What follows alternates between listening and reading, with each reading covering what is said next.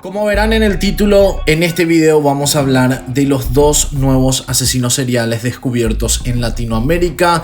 Dos historias impresionantes que tengo que aclarar que no hay muchos detalles y por eso yo creo que este video va a ser interesante, informativo, pero también educativo, porque primero que todo no tenemos toda la información de los dos casos, así que vamos a poder hacer un pantallazo de las dos historias, pero también quiero aprovechar este video para hacer algo que hace rato que quiero hacer, que es hablar de manera general de lo que es ser un asesino serial, de lo que el FBI dice que es ser un asesino serial y de algunos detalles que fui encontrando y que son muy interesantes sobre esta temática. Pero antes de hablar de estos dos casos de México y de El Salvador, vamos a hacer un recuento de los asesinos seriales en Latinoamérica. La pregunta es: ¿cuántos asesinos seriales existen en Latinoamérica? Y busqué en muchas partes, y yo normalmente no uso Wikipedia para buscar información porque creo que no siempre la información ahí adentro está completa o fidedigna, pero realmente en esta ocasión encontré una lista bastante completa de asesinos seriales de Latinoamérica, incluyendo a España también. Yo sé que España no es Latinoamérica, pero quería incluir porque en España se ve mucho este canal, y conté en total a 130 asesinos seriales de diferentes nacionalidades de habla hispana. Me imagino que hay más porque, por ejemplo, el asesino serial de Paraguay que se llama Amancio Legal no aparecía en esta lista. Y los países con más asesinos seriales de Latinoamérica son México en el puesto número 1 con casi 40 asesinos seriales en toda su historia, Brasil con 25, Colombia con 23, España con 18 y Argentina con 8 asesinos seriales. Esto ni se compara con Estados Unidos, ya que según este mapa de archhis.com hay un total de 1465 asesinos seriales en la historia de ese país.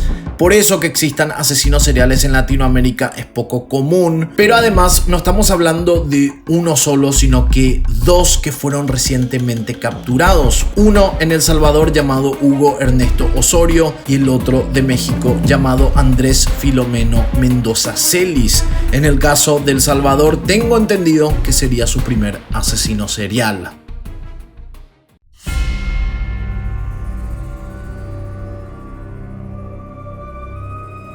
En Argentina hay dos que son los que más asesinatos cometieron: Florencio Fernández, conocido como el vampiro argentino, y Francisco Antonio Laureana, ambos con 15 asesinatos registrados. En el caso del vampiro argentino ocurrió a finales de los 50, él acechaba a sus víctimas y esperaba a que dejaran las ventanas abiertas para entrar, chuparles la sangre y dejarlas desangradas.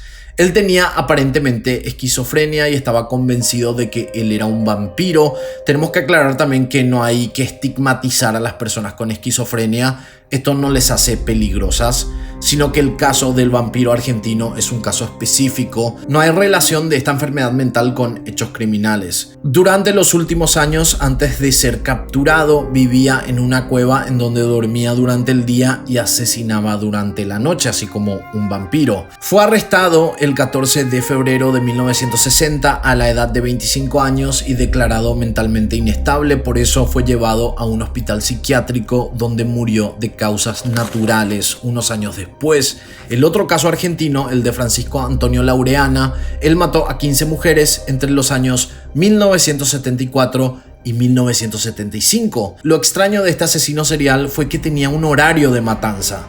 Normalmente lo hacía los miércoles o los jueves después de las 6 de la tarde. Murió luego de enfrentarse con la policía al entrar a un gallinero de una mansión, luego de que una mujer y su hija lo hayan identificado porque él había aparecido en todos los medios de comunicación. La policía luego se arrepintió de haberlo matado porque nunca supieron los motivos de sus asesinatos. En España, el mayor asesino serial en su historia tiene un aproximado de 50 víctimas, llamado Manuel Delgado Villegas, pero conocido como el Arropiero. Estuvo activo entre 1964 y 1971. Él nació en Sevilla, España. las autoridades pudieron investigar 22 asesinatos de los 48 que él dijo que cometió en España, Francia e Italia. Al final lo pudieron vincular oficialmente con 7 casos, pero nunca fue juzgado porque lo encontraron incapacitado mentalmente por tener problemas mentales severos. Fue internado en un hospital psiquiátrico y liberado en 1996.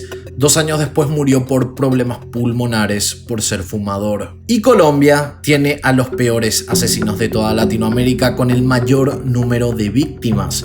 Popularmente se cree que Luis Garavito es el mayor asesino colombiano con 140 víctimas que fueron niños varones, pero hay otro que, aunque solo fue vinculado oficialmente con 110 asesinatos de niñas, se cree que mató a más de 300. Su nombre es Pedro Alonso López y se confirmó que asesinó a menores, mujeres en Colombia, Perú y Ecuador en los años 70. Los 110 casos confirmados fueron de Ecuador, pero al menos 240 víctimas más serían de Perú y Colombia, convirtiéndose en el mayor asesino serial latinoamericano. Lo loco de este caso es que fue arrestado en marzo de 1980 en Ecuador, pero liberado en 1998, siendo deportado a su natal Colombia. En Colombia fue arrestado por un asesinato que ocurrió en los 70, pero liberado luego de pagar $50.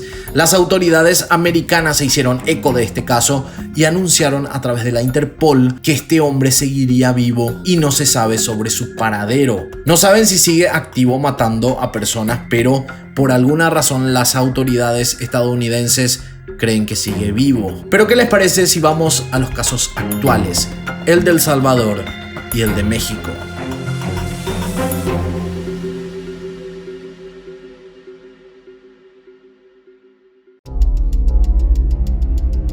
Tomemos en cuenta que estas historias están en plena investigación y hay datos nuevos todos los días.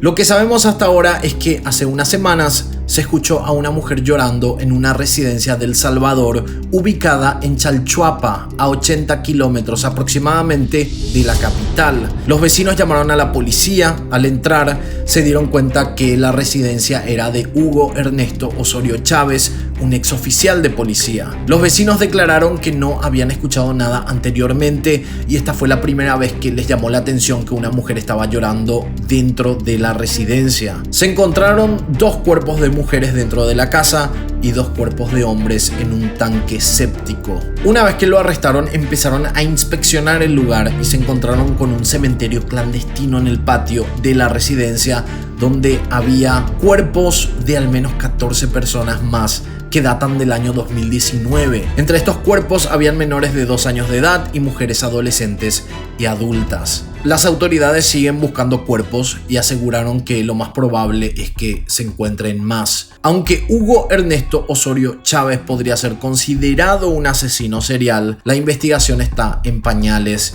y ya se analiza que podría tratarse de un anillo de asesinos. Otras 8 personas aparte de Osorio Chávez fueron arrestadas por tener algún tipo de vínculo con los hechos, y una más de nombre Raúl Lisandro Quiñones Melgar, de apodo Rulo, está siendo buscado y hasta la fecha tiene paradero desconocido. La Fiscalía de El Salvador todavía no dio un motivo de cómo estas víctimas terminaron en la casa de Osorio Chávez y quieren que la investigación culmine para poder dar datos más certeros, pero se cree que los cuerpos restantes que están siendo buscados en la actualidad serían de casos más antiguos, lo que quiere decir que este anillo de delincuentes viene trabajando desde hace tiempo utilizando la casa de Osorio Chávez como cementerio clandestino. También se aseguró que la mayoría de las mujeres fueron abusadas, lo que quiere decir que fueron delitos sexuales, y este podría ser el motivo. Es la hipótesis más cercana actualmente. Entre otras cosas que leí y también consulté con una amiga mía, abogada, que se llama Marcela Torres, le agradezco mucho por esto, la fiscalía había mencionado que cerraron un tipo de trato llamado criterio de oportunidad con Hugo Ernesto Osorio Chávez, el ex policía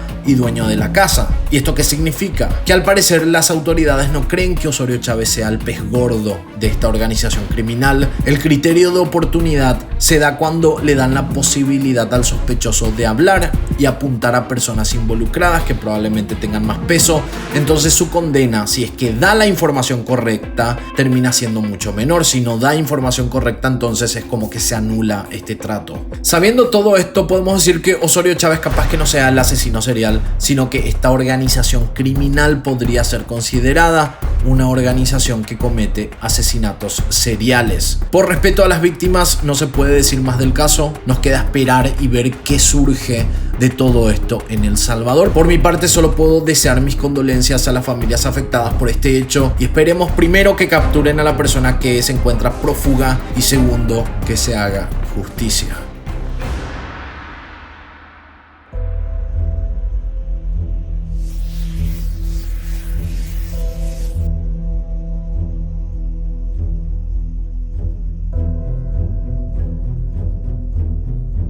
Otro caso nuevo considerado potencial asesino serial sería el de México, en un municipio llamado Atizapán de Zaragoza. Esto inició con la desaparición de una mujer llamada Reina González, de 34 años. Ella había sido reportada como desaparecida el viernes 14 de mayo. La policía tenía a un sospechoso llamado Andrés Filomeno Mendoza Celis, de 73 años. Muy parecido a lo que pasó con el caso de El Salvador, las autoridades fueron a su casa y se encontraron con evidencias de al menos 30 víctimas que habían sido asesinadas en los últimos 20 años. De nuevo, la investigación apenas empezó, pero ya salieron a la luz algunos detalles bastante grotescos de lo que este hombre habría hecho con sus víctimas. Había huesos humanos que parecían ser de trofeos, algo muy común en asesinos seriales, y también cassettes donde supuestamente él grabó los hechos. Además, se lo acusó de canibalismo. Algunas víctimas ya fueron identificadas con nombre y apellido, ya que en la residencia se encontró una libreta donde el asesino anotaba sus nombres. También encontraron identificaciones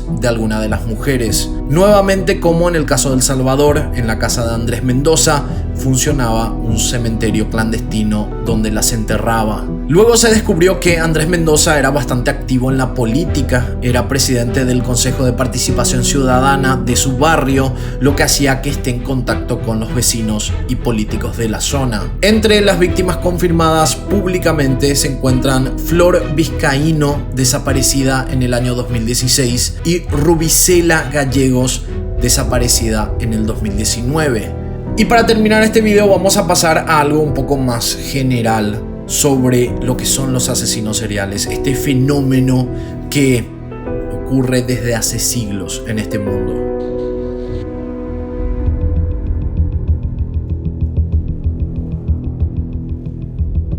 Primero hay que aclarar que las dos maneras de decir son las correctas. A mí me gusta más usar asesino serial y hay personas que me llegaron a criticar en este canal por decir de esa manera, pero yo les confirmo que ya sea asesino serial o asesino en serie, ambas son correctas. Para considerar a una persona asesino serial, el único requisito es que haya matado a 3 o más personas en un lapso de tiempo con quiebres de al menos un día. Ese es el único requisito. Luego hay patrones de comportamiento que se replican, pero no siempre pasa. Por ejemplo, que las víctimas tengan características similares suele ser un patrón para identificar el hecho de manera más rápida, pero no siempre es así. Ahora, no hay que confundir con otros tipos de asesinos. El que mata a 1 o 2 personas, sean el tiempo que sea, es considerado simplemente asesino, o puede ser un proyecto de asesino serial si es que las autoridades encuentran evidencias de que quizás lo iba a seguir haciendo, pero normalmente se le llama solo asesino. Una persona que mata a varias víctimas en el mismo día se denomina en inglés spree killer, que no tiene una traducción en español, pero creo que lo más cercano sería asesino en ráfaga, justamente porque lo hace de manera rápida y en general en un solo día. Estos normalmente son los que salen en un auto, por ejemplo, y empiezan a matar gente sin importarles quiénes sean. El caso más famoso de un spree killer es el de Elliot Rodger, que es este chico que mató a sus roommates y luego agarró un arma y empezó a disparar a gente en la calle. No sé si se acuerdan de este caso. Él fue encontrado sin vida unas horas después en su vehículo de lujo. Él era el hijo de un director de cine de Hollywood y se había grabado en YouTube dejando mensajes bastante tétricos de cómo fue rechazado por mujeres y por eso tenía tanto odio.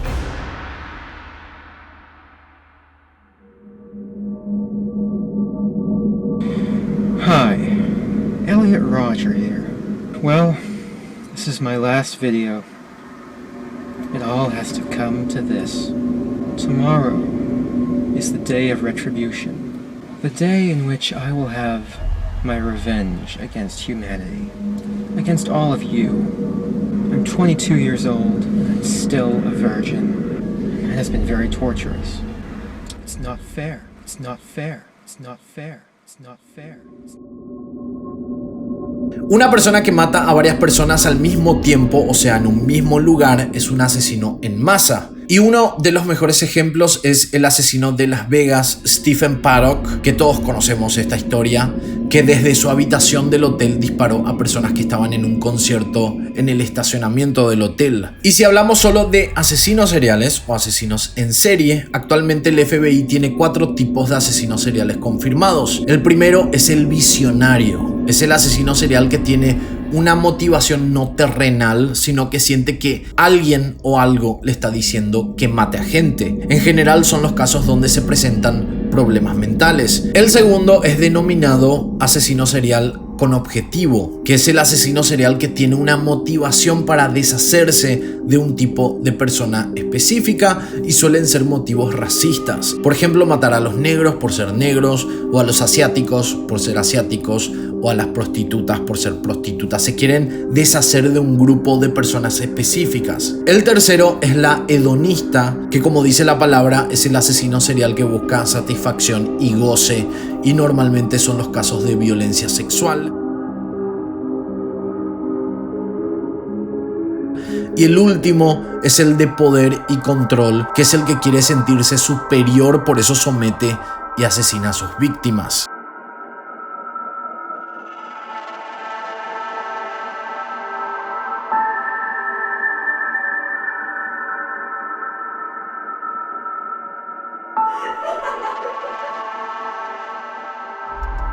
Así que bueno, con esto terminamos este video. Fue un video informativo porque tuvimos estos 2 casos nuevos de asesinos seriales en El Salvador y en México respectivamente, y que les prometo que cuando salga más información y tengamos un panorama un poco más completo, voy a hacer videos más detallados de estos casos. Por ahora no hay mucha información, por eso esto es lo que pude brindar. Y al mismo tiempo creo que fue un video también educativo, porque yo también aprendí a leer sobre todo esto, sobre este mundo de asesinos seriales, que obviamente es terrible, pero al mismo tiempo es bastante fascinante. Espero sus comentarios. Tengo que agradecer a Arturo Carrión en edición, que además tiene un canal de criminalística también y de misterio, por si quieran ir a ver. Dejo en la descripción. Y nosotros nos encontramos en la próxima historia.